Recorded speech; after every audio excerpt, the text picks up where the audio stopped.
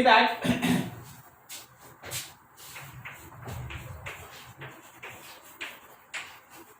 Vector physics में जो physical quantities हम लोग पढ़ते हैं, फिजिकल क्वांटिटी, मास है, लेंथ है, टेम्परेचर है, वेलोसिटी है, एक्सेलरेशन है, फोर्स है, वर्क है, पावर है, एनर्जी है, और भी बहुत बहुत बहुत सारा फिजिकल क्वांटिटी, उन सारे के सारे फिजिकल क्वांटिटी को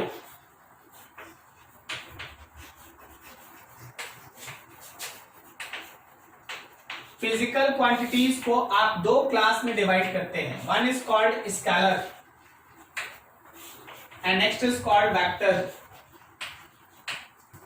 स्केलर एक्चुअली वो फिजिकल क्वांटिटी होता है, ठीक है. Scalars are those physical quantities which have magnitude only, जिसके पास केवल और केवल मैग्नीट्यूड हो. ऐसा पर्टिकुलर फिजिकल क्वांटिटी जिसके पास केवल मैग्नीट्यूड होगा, those physical quantities are said to be scalar. अब जैसे इसका एग्जांपल्स अगर आप देखेंगे तो एग्जांपल में आएगा मास, आपके पास लिखा हुआ है स्पीड, आप लिखे हैं डिस्टेंस, लाइक दैट एक्सेट्रा. जब आप किसी बॉडी का मास लिखते हैं, मान लो जैसे मेरे पास एक बॉडी है, हमको उसका मास लिखना है, तो आप उसका मास लिखते हैं सपोज 6 kg. आप अगर किसी मूविंग बॉडी का स्पीड लिखना चाहते हैं, you can write 10 metre per second. आप अगर कोई ट्रेवल डिस्टेंस लिखना चाहते हैं, यू कैन राइट 20 मीटर्स.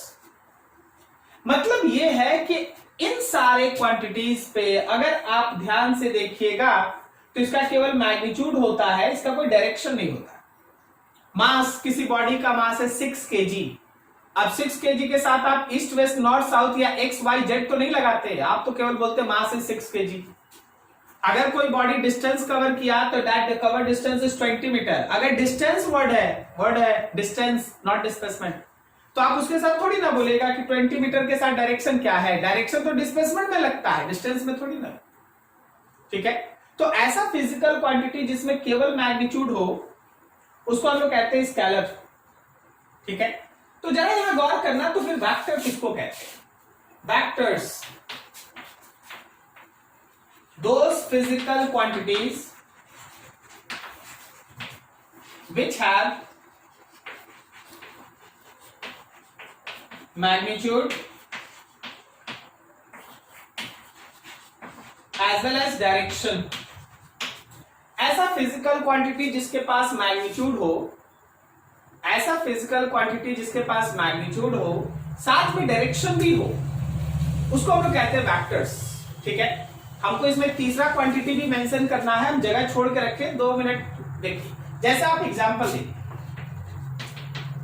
आप बात करते हैं डिस्प्लेसमेंट का, आप बात करते हैं डिस्प्लेसमेंट का, आप बात करते हैं वेलोसिटी का, आप बात करते हैं फोर्स का, लाइक दैट. तो जब आप डिस्प्लेसमेंट लिखते हैं तो डिस्प्लेसमेंट मान लो 12 मीटर केवल लिखने से नहीं होता है. आपको जब डिस्प्लेसमेंट वर्ड आ जाए तो आपको खाली मैग्नीट्यूड लिखने से नहीं होगा, आपको इसके साथ एक डायरेक्शन बताना होगा. मान लो जैसे लिख देते हैं 12 मीटर टूवर्ड्स ईस्ट. ठीक है. मान लो वेलोसिटी लिखना है, वेलोसिटी लिख दिए 20 metre per second along positive x axis, 20 metre per second along positive x axis. Force लिखना है, फोर्स मान लो लिख देते हैं सपोज 6 न्यूटन अपवर्ड ऊपर की तरफ, लाइक दैट. तो इन सारे क्वांटिटीज पे अगर तुम गौर करा तो तुमको एक मैग्नीट्यूड मिलेगा, तुमको उसके साथ डायरेक्शन मिलेगा, मैग्नीट्यूड मिलेगा, डायरेक्शन मिलेगा, मैग्नीट्यूड मिलेगा, डायरेक्शन मिलेगा. तो ऐसा फिजिकल क्वांटिटी जिसके पास मैग्नीट्यूड हो और डायरेक्शन हो, उसको हम लोग कहते हैं वेक्टर्स. लेकिन अब यहीं से हमारा चीज है ना 11 में आके थोड़ा सा बदलता है. ठीक है. तो केवल वो फिजिकल क्वांटिटी जिसके पास मैग्नीट्यूड और डायरेक्शन हो वो सारा वेक्टर्स है? बिल्कुल ऐसा नहीं होता. वेक्टर क्वांटिटी होने के लिए मैग्नीट्यूड डायरेक्शन के साथ साथ उसको वेक्टर अलजेब्रा भी फॉलो करना चाहिए। सर वेक्टर अलजेब्रा क्या हो गया? जैसे आप जनरल अलजेब्रा जानते हैं ना, एडिशन, सब्सट्रैक्शन, मल्टीप्लिकेशन, उसी तरह वेक्टर में एक अलग से अलजेब्रा चलता है। वेक्टर में एक अलग से अलजेब्रा चलता है जिसको हम लोग कहते हैं वेक्टर अलजेब्रा। वेक्टर में ऐड करने का, वेक्टर में सब्सट्रैक्ट करने का, वेक्टर में मल्टीप्लाई करने का अलग अलग से रूल है। तुम इस चैप्टर में मेनली उसी को पढ़ेगा। बस इंट्रोडक्शन हो रहा है, उसके बाद हम लोग धीरे धीरे एडिशन, सब्सट्रैक्शन ऐसे ऐसे करके स्टार्ट करेंगे कि वेक्टर्स को ऐड कैसे करते हैं, सब्सट्रैक्ट कैसे करते हैं, मल्टीप्लाई कैसे करते हैं। तो नेचर में वैसा फिजिकल क्वांटिटीज जिसके पास मैग्नीट्यूड हो, डायरेक्शन हो एंड it must follows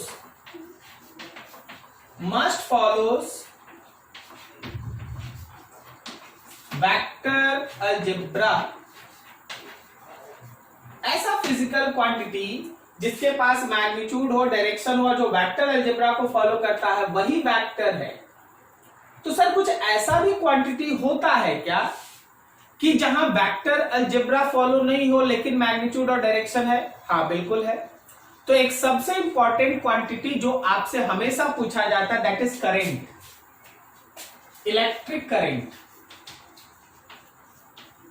समझिएगा, ये एक एक्सेप्शनल चीज है। Electric current have magnitude and direction. Electric current के पास मैग्नीट्यूड भी है, डायरेक्शन है, but it does not follows vector algebra. वो वेक्टर अलजेब्रा फॉलो नहीं करता। So it is not a vector. वो कोई एक वेक्टर नहीं है। ऐसा पर्टिकुलर फिजिकल क्वांटिटी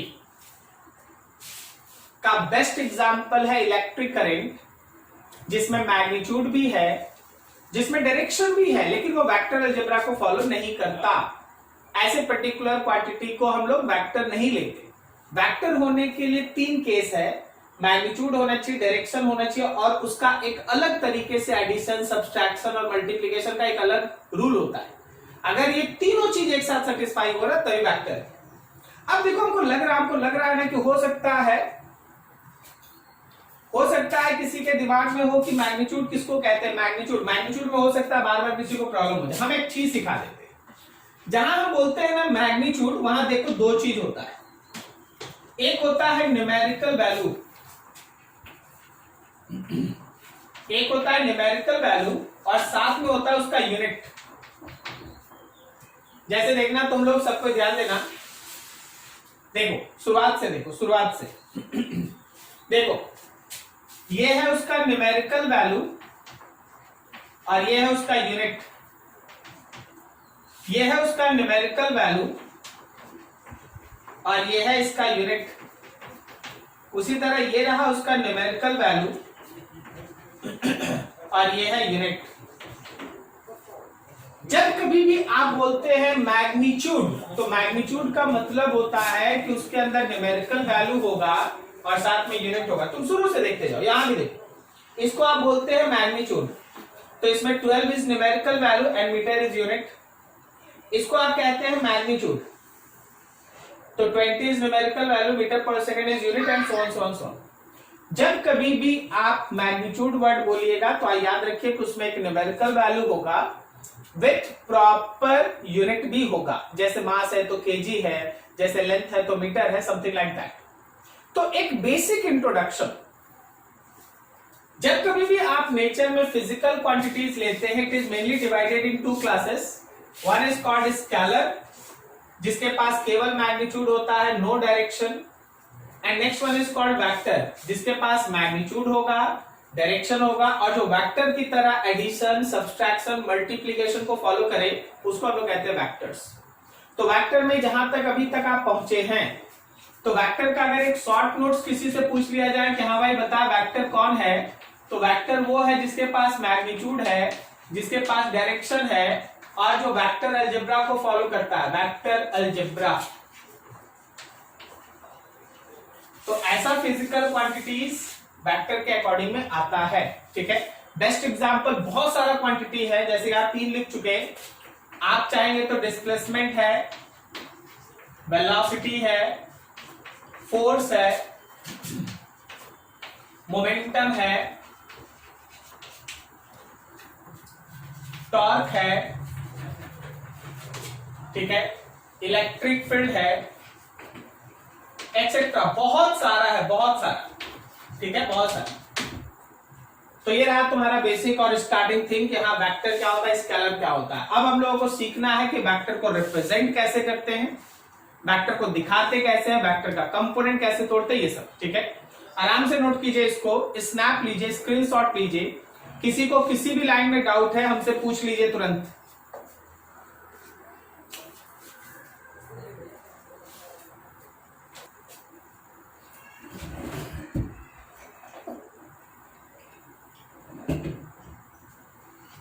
देखो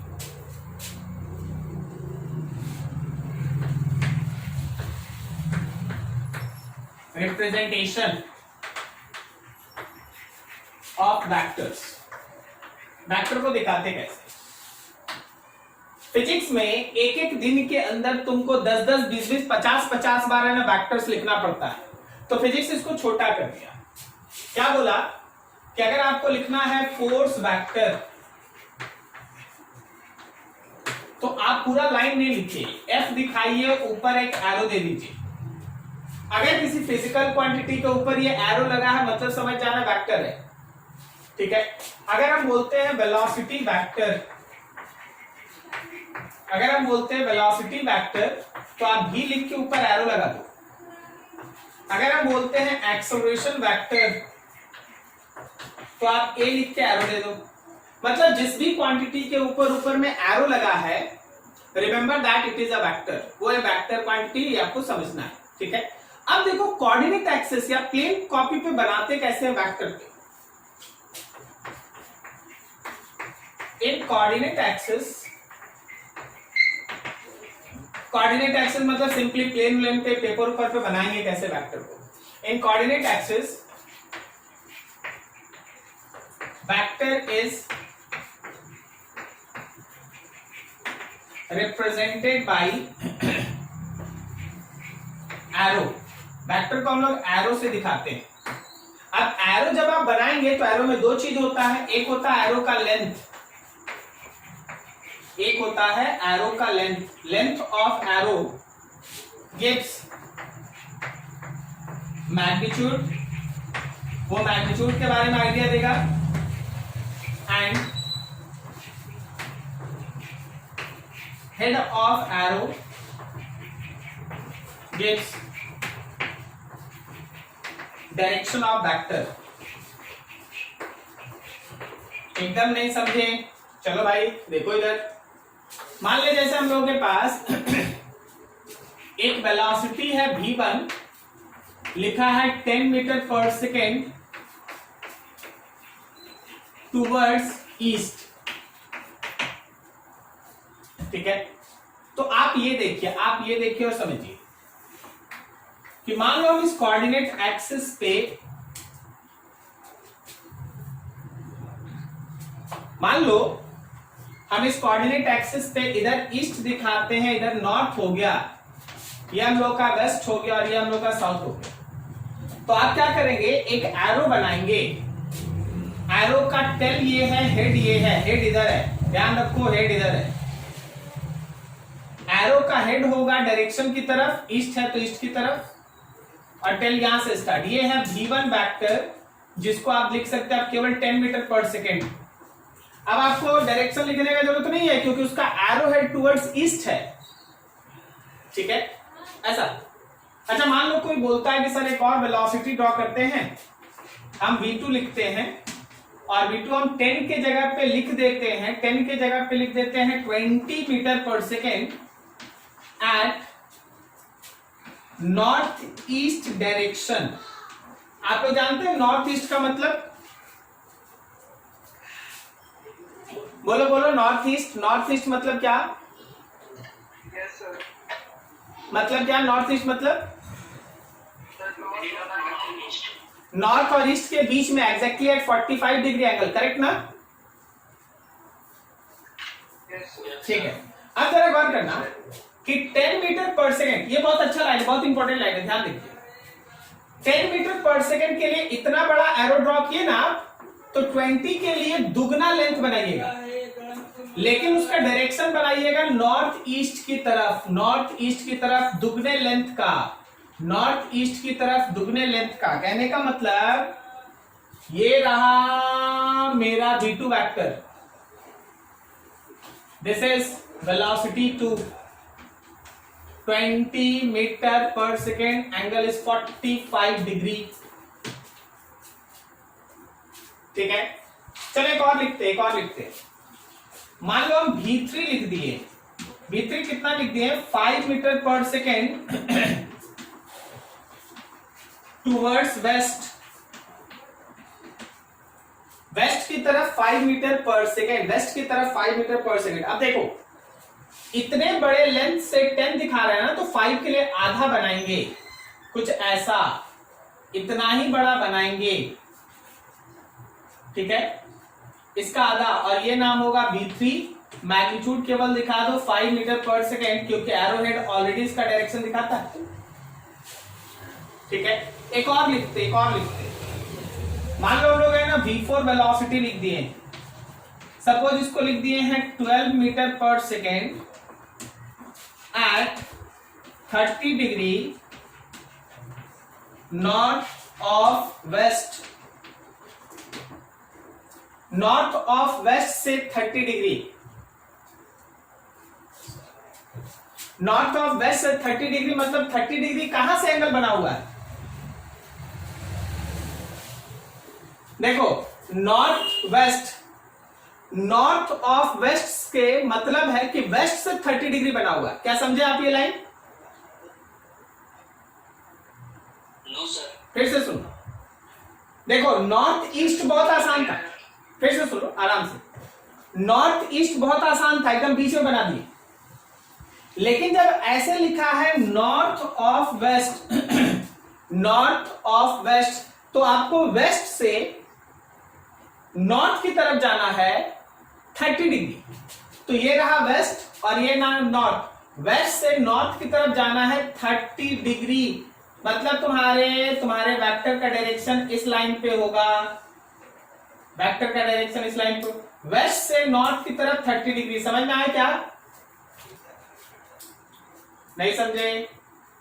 नॉर्थ ऑफ वेस्ट, वेस्ट से नॉर्थ की तरफ 30 डिग्री। बोलो कि क्लियर हुआ या नहीं? Yes sir. ठीक है ना? Yes sir.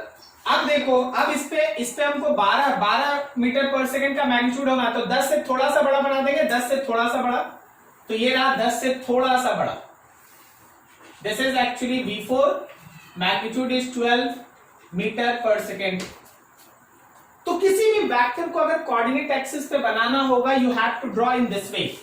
तो हम लोग क्या सीखे ना, हम लोग ये सीखे, देखना जरा, समझना बहुत ध्यान से, कि अगर कोई एक एरो लेते हैं तो ये एरो का टेल कहलाया, ये एरो का हेड है, हेड वेक्टर का डायरेक्शन बताता है, और जो यहां से लेके यहां तक का इसका लेंथ है, वो लेंथ प्रोपोर्शनल होता है मैग्नीट्यूड। अगर तुम्हारा मैग्नीट्यूड बड़ा है तो बड़ा लेंथ, अगर मैग्नीट्यूड बड़ा है तो बड़ा लेंथ, छोटा है तो छोटा लेंथ, जैसा लेंथ होगा, जैसा मैग्नीट्यूड होगा, उस हिसाब से लेंथ बनाओ। तो वेक्टर्स को हम लोग एरो से रिप्रेजेंट करते हैं, टेल और हेड का काम ये, ठीक है। अब एक इंटरेस्टिंग चीज तुमको वेक्टर में दिखा, पता है वेक्टर में माइनस साइन का मतलब बस उसका डायरेक्शन होता है। वेक्टर में माइनस साइन का मतलब उसका डायरेक्शन होता है। जैसे हम तुमसे बोल दें कि तुम्हारे बॉडी पे 5 न्यूटन का फोर्स काम कर रहा है ईस्ट की तरफ, देखो मान लो, चलो याद है, मान ले ये कोई है ब्लॉक है और इसको आप ईस्ट की तरफ खींच रहे हैं, F1 फोर्स से 4 न्यूटन,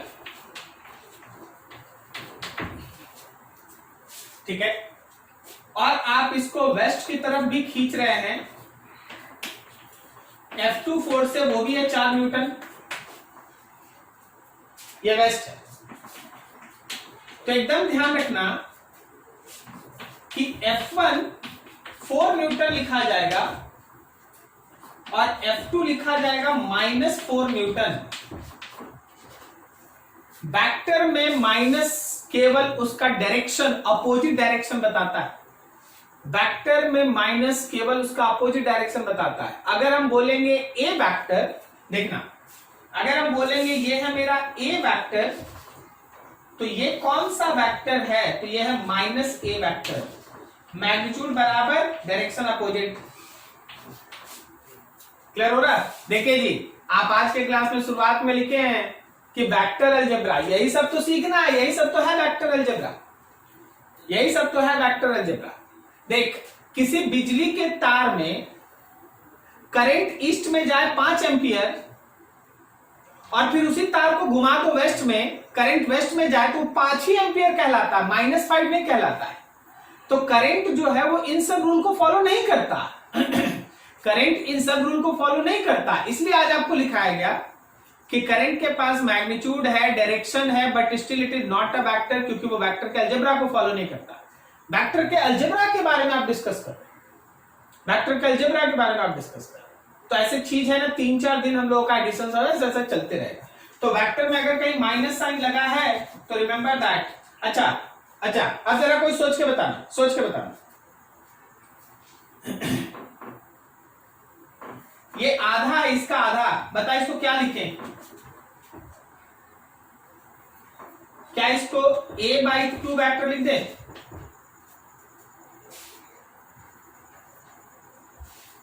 नहीं समझा?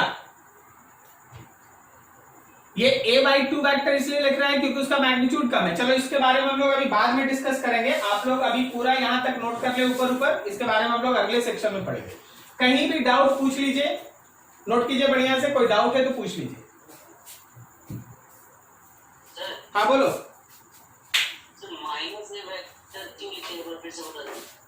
स्किप दैट, फिर से पढ़ाएंगे, ठीक है? यहाँ जगह नहीं है, लिखने में नहीं बन रहा, खत्म करो फिर बताओ। चलो, वेक्टर में है ना माइनस साइन का मतलब समझते हैं फिर से। वेक्टर में एक एक लाइन जरा देखना।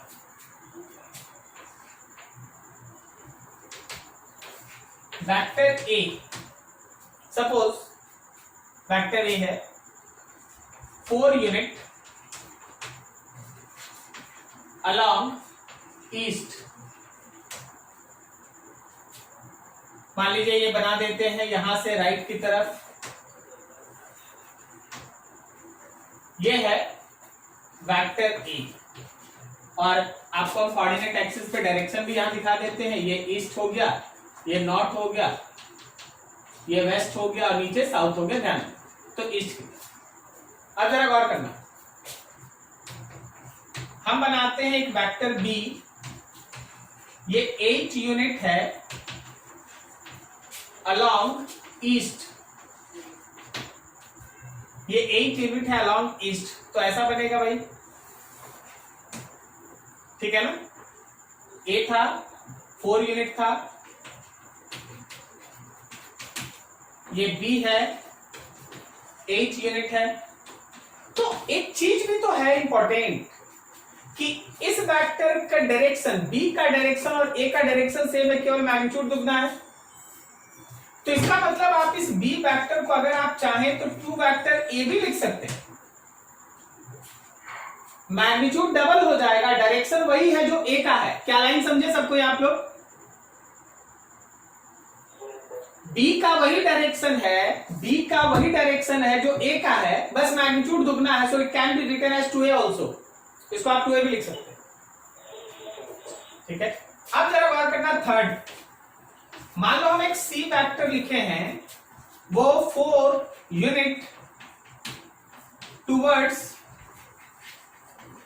वेस्ट है, तो आप उसको इधर बनाइएगा, ये रहेगा सी वेक्टर 4 यूनिट का। तो पता है ये वेस्ट जो है वो ईस्ट के अपोजिट में है, मैग्नीट्यूड सेम है। So this C vector can also written as -a vector. Minus बताया, डायरेक्शन अपोजिट है, मैग्नीट्यूड सेम है दोनों का। क्या जी जिनको माइनस में डाउट था क्लियर हुआ? Yes sir. ठीक है ना? ईस्ट में है ए वेक्टर, तो अगर हम सी लिख रहे हैं वेस्ट की तरफ तो हम माइनस ए लिखेंगे क्योंकि उसका डायरेक्शन ए के उल्टा है। ठीक है, जरा सोच के बताना कोई एक डी वेक्टर लिखे हैं और वो -2a वेक्टर लिखे हैं, बता तो वो किस डायरेक्शन में है? West sir. West, very good. और उसका मैग्नीट्यूड कितना है? 8। ए 4 था, ये 2 से मल्टीप्लाई हो गया 8 हो गया। तो हम लोग उसको ऐसे बनाएंगे, डबल लेंथ का बनाएंगे और लिखेंगे d is equals to 8 unit. Direction तो ऑलरेडी दिख ही रहा वेस्ट की तरफ। क्या आपको समझ में आया कि वेक्टर में माइनस का मतलब क्या है? Yes sir. Very good. तो ये चीज था, जब हम लोग माइनस लिखते हैं तो उसका मतलब क्या है। ठीक है, अभी जरा देख के बताना। हम एक छोटा सा फिगर ड्रॉ कर देते हैं, बस आप समझ के बता दीजिएगा। देखिए जी, ये मेरा ए वेक्टर है, ये दुगना है, ये उसी के बराबर है, ये दुगना है और ये हाफ है। चलो बोलते जाओ, ये वेक्टर ए है तो ये कितना है? क्या ये 2a वेक्टर है? Yes sir. क्या ये -a वेक्टर है? क्या ये -2a वेक्टर है? और क्या ये -a/2 है? Yes sir. तो बस यही हम लोग अभी पढ़े हैं, इसी चीज को हम लोग अभी डिस्कस किए कि वेक्टर में अगर माइनस साइन लग जाए तो उसका लॉजिकल मीनिंग क्या होता है। क्लियर है? Now see that. अब यहां पे आगे बढ़ो। वेक्टर में दो चीज हम लोग लिखते हैं, एक बहुत इंपॉर्टेंट टर्म है, बार बार आता है, वो है मैग्नीट्यूड ऑफ वेक्टर। वेक्टर का मैग्नीट्यूड लिखना है तो इतना पूरा कहानी लिखो, नहीं तो फिजिक्स बोला इतना कहानी मत लिखो। बोलो देखो जी, वेक्टर मान लो ए एक वेक्टर है और आपको मैग्नीट्यूड लिखना है तो मॉड का साइन दे दीजिए। ये मॉड वाला साइन देखते हैं ना, जब भी आप मॉड का साइन दीजिएगा तो मतलब होगा कि आप मैग्नीट्यूड का केवल बात कर रहे हैं, आप डायरेक्शन का बात नहीं कर रहे हैं, आप केवल मैग्नीट्यूड का बात कर रहे हैं। सर जैसे मतलब बताइए कुछ। देख, मान ले जैसे हम लोगों के पास एक p वेक्टर है जो लिखा हुआ है 12 यूनिट टुवर्ड्स नॉर्थ। तो अगर हम बोलेंगे कि मैग्नीट्यूड ऑफ p, तो खाली काम होगा 12 यूनिट से। अब नॉर्थ से हमको कोई काम नहीं। Magnitude of p 12 unit, north से अब कोई मतलब नहीं। तो मैग्नीट्यूड का मतलब जब बोले जाएगा ना तो ऐसे ही लिख देंगे, तो इतना मत सोचना कि सर क्या लिखे हैं, इसका मतलब मैग्नीट्यूड लिखे। ठीक है, आगे देखो सोच सोच के बताते चलना। मान लीजिए एक छोटा सा हम क्वेश्चन देते हैं आपके पास कि देखो जी, p वेक्टर है 3 unit along east, 3 unit along east. चलो जी सोच के बताना। तो अगर हम q वेक्टर लिखते हैं 3p, तो इसका मैग्नीट्यूड बोलो। q 3p 9 यूनिट ना, और डायरेक्शन बोलो ईस्ट ही ना होगा, डायरेक्शन सेम, मैग्नीट्यूड 3 गुना। अब मान ले एक r वेक्टर लिखते हैं और वो r वेक्टर लिखते हैं -2p वेक्टर, मैग्नीट्यूड बोलो। -6 यूनिट। नहीं, मैग्नीट्यूड केवल 6 यूनिट। Very good. और माइनस का मतलब है अलोंग वेस्ट। क्लियर हुआ? किसी को डाउट इसमें? ये वाला नहीं समझ आया। हाँ ठीक है, वेरी गुड। अब सुनो, माइनस का वेक्टर में मतलब होता है डायरेक्शन उल्टा, मैग्नीट्यूड पे उसका कोई इफेक्ट नहीं। समझ में नहीं आया। ये मतलब क्या? ये p वेक्टर वाला लास्ट वाला। हाँ तो वही बताया, थोड़ा पेशेंस रखते। हम बोल रहे हैं कि -2p वेक्टर लिखा है, तो वहां माइनस का मैग्नीट्यूड में कोई कंट्रीब्यूशन, कोई रोल नहीं होता। वो माइनस केवल बताता है उल्टा डायरेक्शन। अगर p है ईस्ट में, अगर p है ईस्ट में तो r होगा वेस्ट में, माइनस r होगा वेस्ट में, माइनस की वजह से वेस्ट लिख दिए, माइनस की वजह से वेस्ट लिख दिए। तो सर 2 का रोल क्या है? अरे भाई वो मैग्नीट्यूड में मल्टीप्लाई हो जाता है। तो p का मैग्नीट्यूड कितना था? 3 यूनिट, 3 यूनिट ऊपर लिखा हुआ है। तो 2p का मतलब होगा 2 टाइम्स ऑफ 3 मतलब 6 यूनिट। और माइनस कहां चला गया? वेस्ट में। माइनस का मतलब आ गया वेस्ट से। अब बोलो फिर से सुन के, क्या तुमको अभी समझ में आया? Yes sir. ठीक है, तो ऐसे ही चलता है। कहीं भी डाउट हो ऐसे ही पूछो, पेशेंस रखो, आराम से सब धीरे धीरे क्लियर होता है। नोट कीजिए यहां तक, आगे बढ़ते फिर।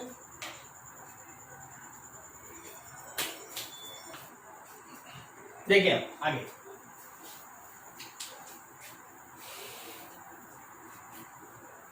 हम लोग जब किसी वेक्टर को लेके चलते हैं तो उसके पास मैग्नीट्यूड होता है और एक डायरेक्शन होता है। इसी वेक्टर में एक स्पेशल केस का वेक्टर होता है, एक स्पेशल केस का वेक्टर होता है जिसको हम लोग कहते हैं यूनिट वेक्टर, यूनिट वेक्टर। ठीक है, थोड़ा सा इंट्रोडक्शन यूनिट वेक्टर के बारे में।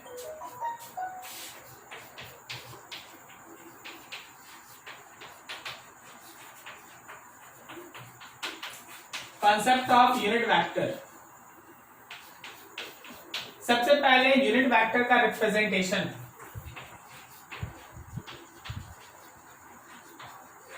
कोई भी वेक्टर अगर आप यूनिट वेक्टर लिखना चाहते हैं तो उसके ऊपर एक छोटा सा कैप लग जाता है। जैसे b का unit vector b cap, c का unit vector c cap, p का unit vector p cap, etcetera. मतलब मान लो तुमको किसी भी वेक्टर का यूनिट वेक्टर लिखना है तो ऊपर में ऐसा कैप दिखेगा।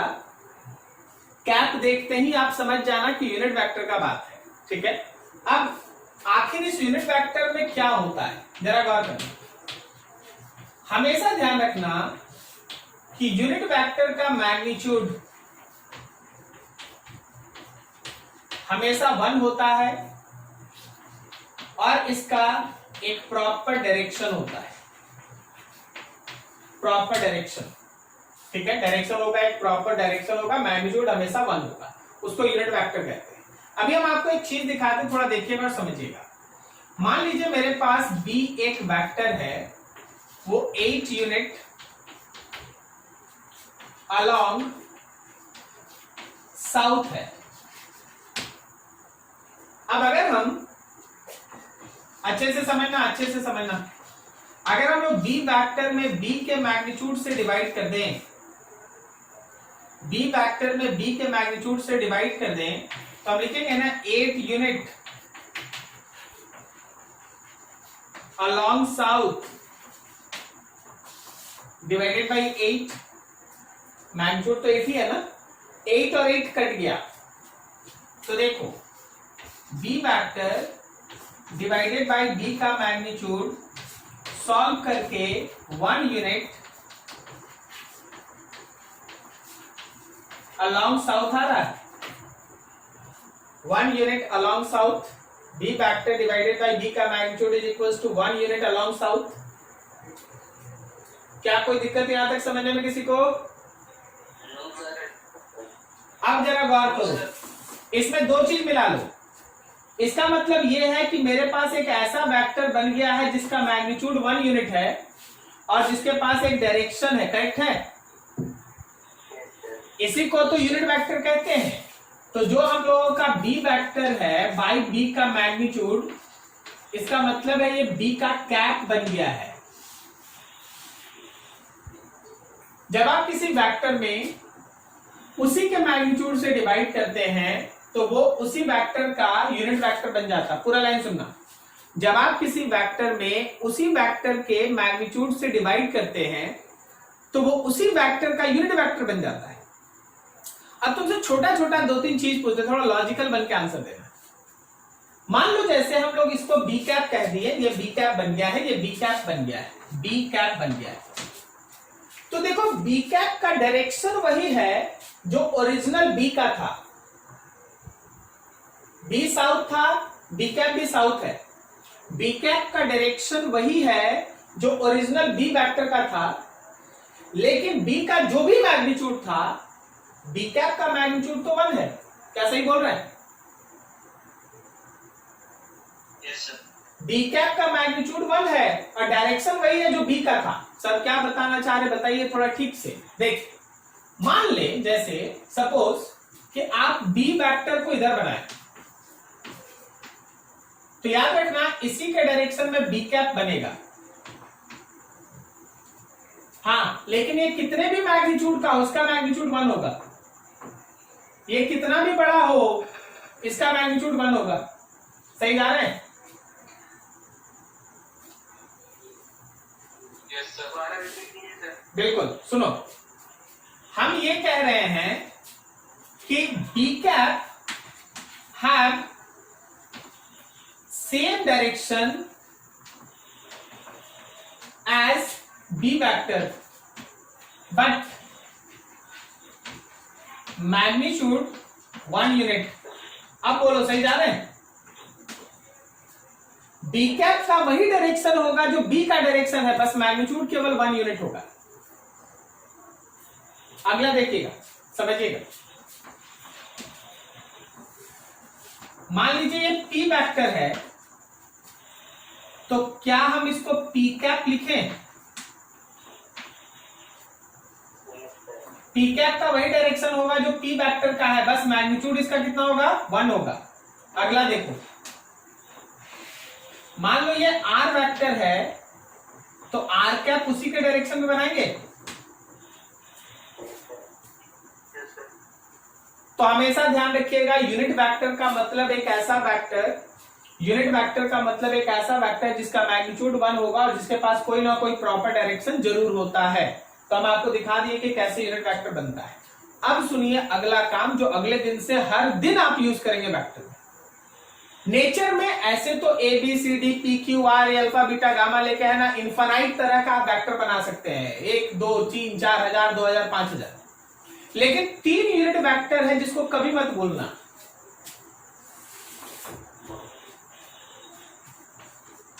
Unit vector i cap, j cap and k cap along coordinate axis, coordinate axis की तरफ का 3 unit vector i cap, j cap और के कैप। देखो आई कैप क्या है? ये यूनिट वेक्टर है along positive x axis. I cap जो है वो यूनिट वेक्टर है जिसका डायरेक्शन हमेशा प्लस एक्स एक्सिस की तरफ होता है। J cap unit vector along positive y axis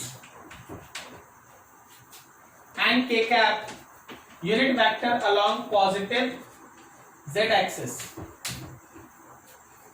see that 3 dimensional figure. अच्छा, आप लोग तीनों एक्सिस पहचानते हैं? 3 एक्सिस होता है, जानते हैं आप लोग? एक्स एक्सिस, वाई एक्सिस और जेड एक्सिस। क्या आप लोग 3 एक्सिस जानते हैं? आई कैप मतलब एक्स वाई जेड, तीनों एक्सिस आप जानते हैं?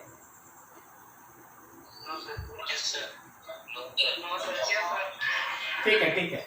आप अपने तीनों फिंगर्स को है ना एक दूसरे पे परपेंडिकुलर ऐसे खड़ा कर लीजिए।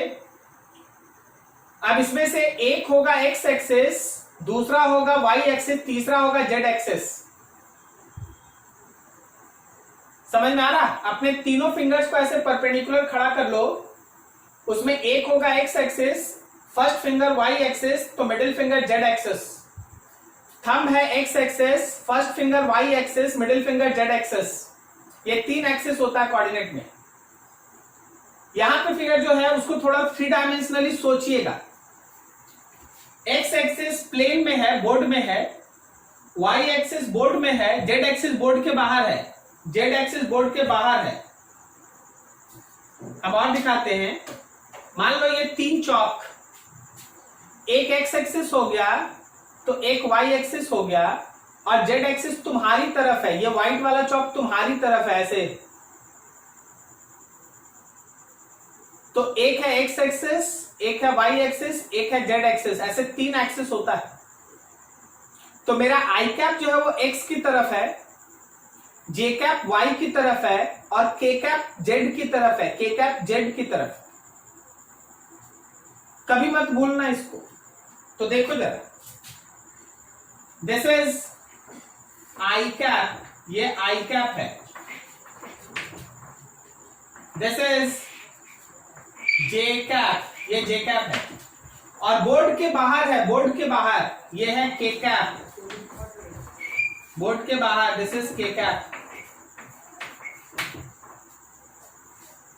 ये 3 कभी मत भूलिएगा। आई कैप का मतलब हो गया unit vector along positive x axis, j cap का मतलब हो गया unit vector along positive y axis, और के कैप का मतलब हो गया unit vector along positive z axis. समझ गया? तो जरा सोच के बोलो, माइनस आई कैप क्या होगा? माइनस आई कैप क्या होगा? Minus i cap negative x axis. Very good. अगर हम माइनस आई कैप लिखते हैं, अगर हम माइनस आई कैप लिखते हैं तो unit vector along negative x axis, और अगर माइनस जे कैप लिख दिए तो unit vector along minus y axis, and same way minus k cap is equals to unit vector along negative z axis. Minus का मतलब vector में उल्टा direction, और कोई मतलब नहीं, ठीक है, उसका और कोई मतलब नहीं। अब तुम सोच के बताना, तुम्हारे बॉडी पे 2 फोर्स लग रहा है, एक फोर्स है 5 न्यूटन और एक फोर्स है -5 न्यूटन, कौन सा फोर्स बड़ा है?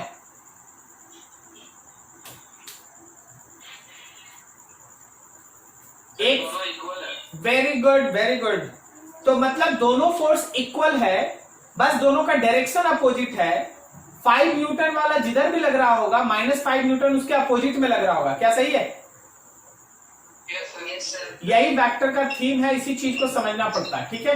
चलिए नोट कीजिए इसको, फिर और आगे बढ़ते हैं। नेगेटिव के कैप जे कैप ये सब को हम लोग कैसे रिप्रेजेंट करेंगे? इसी में बना दे, समझ जाओगे। देख रहे हैं जी सब कोई? वो एक्स एक्सिस है, तो ये डॉटेड लाइन मेरा नेगेटिव एक्स एक्सिस है। छोड़ो, वहां छोड़ देते, वहां छोड़ देते, हम यहां बनाते हैं।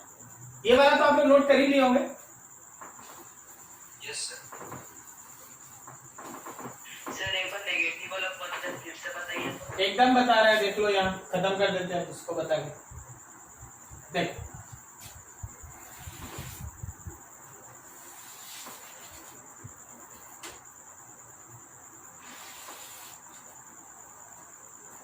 ये एक्स एक्सिस,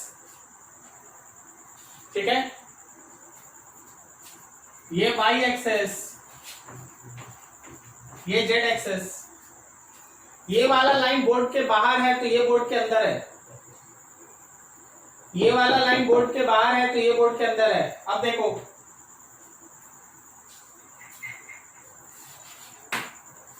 ये है आई कैप, तो याद रखना ये है माइनस आई कैप।